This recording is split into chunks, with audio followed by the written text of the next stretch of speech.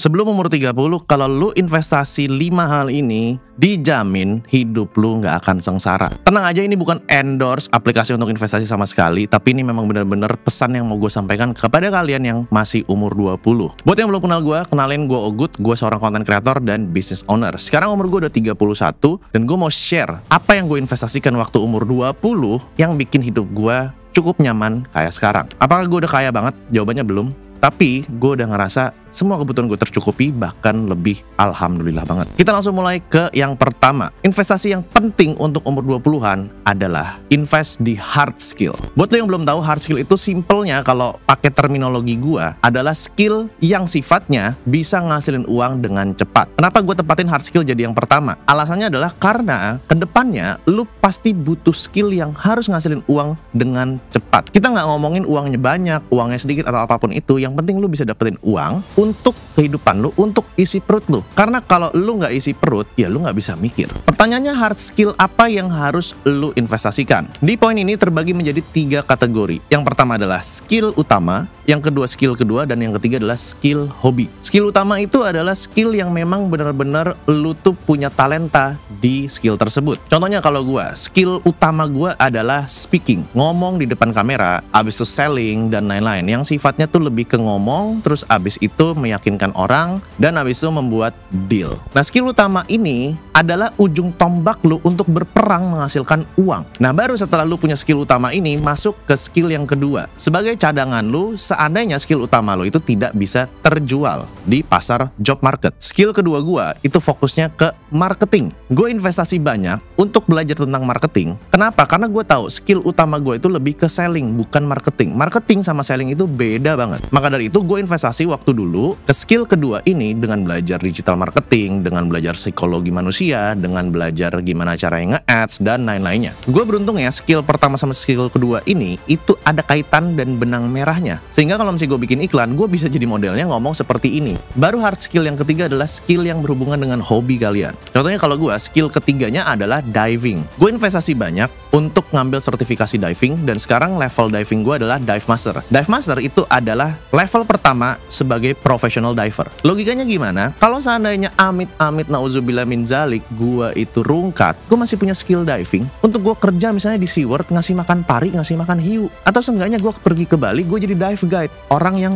nganterin tamu untuk diving. Selanjutnya, investasi yang penting untuk umur 20-an adalah soft skill. Tadi kita udah ngomongin hard skill, sekarang kita ngomongin soft skill. Banyak orang di luar sana investasinya kebanyakan di soft skill, yang skillnya itu nggak langsung menghasilkan uang. Salah apa enggak? Jawabannya nggak salah, tapi harusnya itu urutan kedua setelah lu punya hard skillnya dulu. Soft skill yang menurut gue paling penting untuk dibangun dan diinvestasikan buat lu adalah attitude, manner, dan cara berpikir. Sekarang kita bedah dari attitude dan manner dulu. Lu harus punya attitude yang disiplin, itu bare minimum banget. Lu harus punya attitude yang persisten, dan lu mesti punya yang namanya kerendahan hati. Karena orang nggak ada yang mau kerjasama dengan orang yang tinggi hati. Baru selanjutnya adalah soft skill cara berpikir. Ada 3 skill berpikir yang menurut gue itu paling penting untuk anak-anak muda, yang dimana ini nggak diajarkan di sekolah-sekolah kita. Kok lu bisa tahu Bang, emang lu pernah sekolah? Come on, gue kuliah 3 kali, sarjana ekonomi, sarjana hukum, sama master business administration. Dan gue 2 kali cum laude, 3,75 di sarjana ekonomi dan 3,81 lupa gue, pokoknya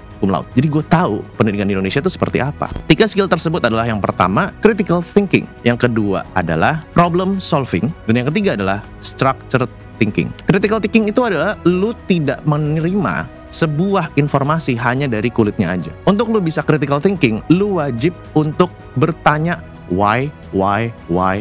Contohnya gue tanya, kenapa burung bisa terbang? Orang mikirnya cuman, ya karena dia punya sayap. Kenapa lu nggak tanya lagi lebih dalam? Kenapa kalau punya sayap, burung bisa terbang? Terus contoh lagi, selain nanya why ya, apakah ikan berkomunikasi di bawah laut? Ayo, lu tahu nggak? Gue sampai googling dan tanya ChatGPT tentang hal tersebut. Kenapa? Karena gue penasaran untuk mencari the real answer-nya. Itu namanya critical thinking. Selanjutnya adalah problem solving. Problem solving itu wajib banget lu bisa punya. Problem solving itu sesimpel, lu ada masalah, lu nggak kabur, lu bisa nyelesain masalah tersebut dengan modal critical thinking lu. Banyak kan di luar sana anak muda yang kalau kena masalah kayak udahlah tahu udah urusan atasan aja. Enggak seperti itu. Apalagi kalau misalnya lu bekerja sebagai tim, lu nggak bisa cuman ya itu kan kerjanya dia, itu kan masalahnya dia, gue mah nggak urus lah. Toh gue dibayar cuman segini, nggak gitu. Lu pikirnya jangan gue dibayar cuman segini. Tapi yang lu pikirin adalah lu bantu untuk nyelesain masalah tersebut untuk development atau perkembangan dari diri lo. Yang ketiga adalah structure thinking. Structure thinking itu lu bisa berpikir secara terstruktur. Jadi pikiran tuh nggak acak-acakan. Cara lu berpikir, cara lu menyelesaikan masalah, itu ada metodologinya. Lu bisa latihannya sesimpel gini aja. Lu bangun tidur, lu berhenti sejenak, lu pikirin.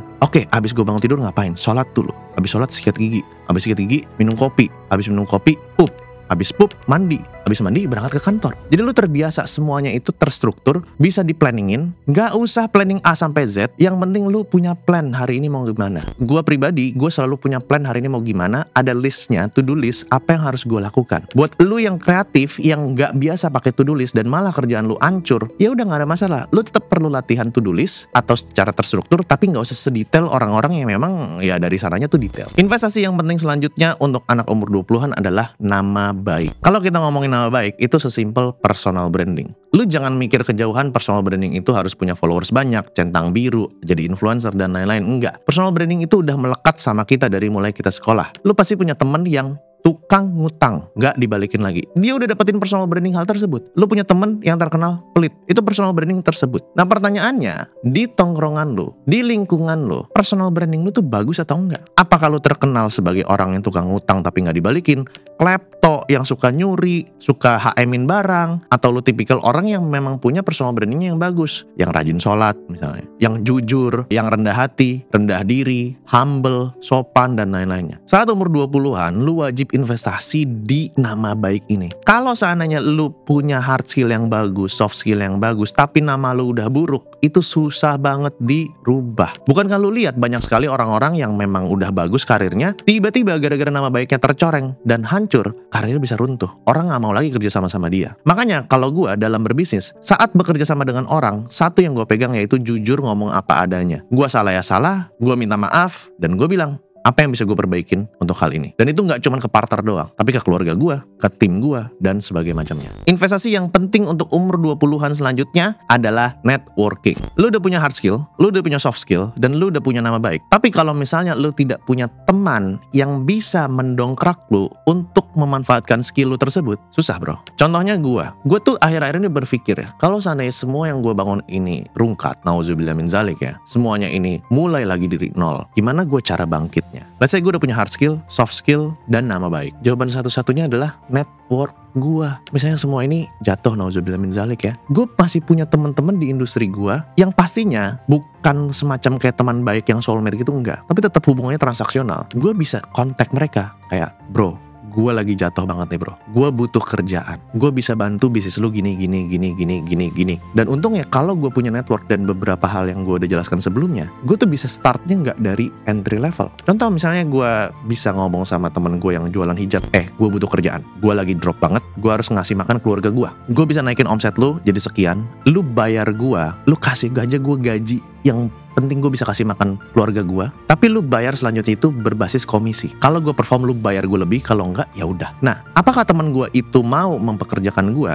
Kemungkinan besar iya. Kenapa? Karena dia udah tahu nama baik gue bagus, gue punya soft skill, dan gue punya hard skill. Jadi kemungkinan besar gue bisa diterima. Habis itu gue punya modal lagi untuk start over. Itulah pentingnya lu punya network. Maka dari itu lu harus banyak main. Mainnya juga jangan asal nongkrong doang. Lu berjam-jam di warung, kerjaannya cuman mabar, minum kopi sama sebat, jangan kayak gitu. Bang, lu cuman ngomong gitu doang. Emang lu pernah nongkrong kayak gitu, sebat, habis itu berjam-jam? Come on man, gue dulu juga anak tongkrongan. Gue ngalamin itu nongkrong berjam-jam dari sore sampai malam, gak ada juntrungannya. Kerjaan gue cuman main karambol zaman dulu ya, main catur, main capsah, main QQ, main cekih. Ngalamin gue, dan ujung-ujungnya nggak ada yang gue dapetin. Nah, untuk lu networking, lu cari orang yang memang bener-bener berkutat di industri yang lu pengen, atau punya attitude kerja, punya work ethic yang memang bisa mencapai kesuksesan. Carinya di mana? Lu bisa berkomunitas, lu bisa ikut kelas online, lu bisa ikut seminar, akhirnya berkomunitas seperti itu. Dan pastinya sebelum lu networking, lu harus tingkatin kualitas diri lu dulu. Karena orang dalam grup tertentu, dia akan menarik orang-orang yang punya value sama kepada grup tersebut. Investasi terbaik untuk umur 20-an selanjutnya adalah kesehatan. Lu udah punya hard skill, lu udah punya soft skill, lu udah punya nama baik, dan lu udah punya network. Tapi kalau lu sakit-sakitan masih umur 20, udah jadi remaja jompo, siapa yang mau pekerjakan lu? Nggak ada orang yang mau mempekerjakan orang yang sakit-sakitan. Bentar-bentar bolos, bentar-bentar izin, dan lain-lain. Nggak ada. Makanya lu perlu menjaga kesehatan. Dan gue cukup miris sama anak-anak muda di negara Indonesia ini. Gue ngeliat konten-konten dokter, ada yang umur 20 tahun udah cuci darah, ada yang umur 20 tahun udah kena hipertensi, udah kena diabetes. Lu perlu jaga kesehatan lu. Jadi 4 poin yang di atas itu adalah mind lu, pikiran lu. Dan lu juga harus investasi sama body lu. Olahraga itu nggak perlu mahal. Lu jogging tiap hari aja, jalan kaki kek. Yang biasanya lu bisa pakai mobil ke warung, lu jalan kaki aja. Pakai motor ke warung, lu jalan kaki lah. Oh, polusi bang, dan lain-lain. Ya pakai masker. Apa susahnya? Jadi selalu ingat omongan gua. Manusia itu untuk bisa mencapai produktivitas yang tinggi, ada 3 elemen yang harus di-develop atau dikembangin. Mind, body, and soul. Lu bisa kembangin mind, body, and soul lu, kemungkinan besar lu jadi orang yang sangat produktif untuk mencapai Indonesia Emas 2045.